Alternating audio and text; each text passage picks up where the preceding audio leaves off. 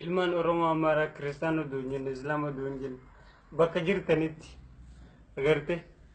akka kana qarqartanii rakkoo tana keessa na baaftan barbaade yaa obboloowwan tiyya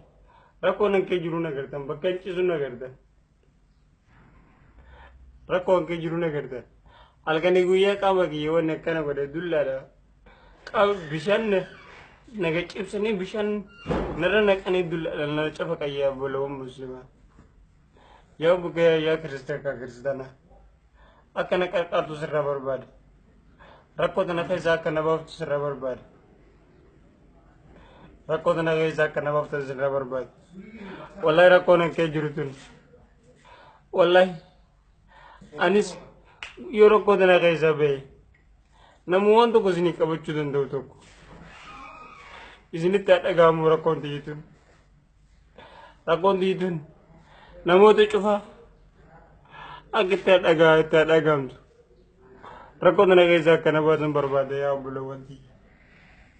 yaa obboloowwan muslimaa rakkoo tana keessa akka na baasan barbaade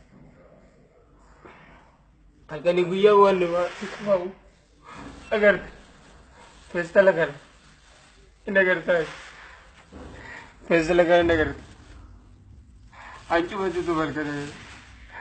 uffoota kana akkanatti maradhe akkanatti maradhe qubee yoo nyaata diqqoo nyaadhe hin haqqise feestaalota kana hin agarte kanneen hin agarte waan qopheeffadhee jiru tokko agarte fiigee shintibeetii dhaquu hin danda'u shintibeetii qabanii nageessan kana waliin uleen na jira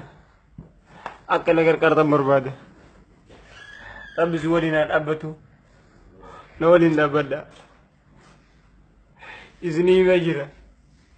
rakkoo kee jiru maraa isinii himee jira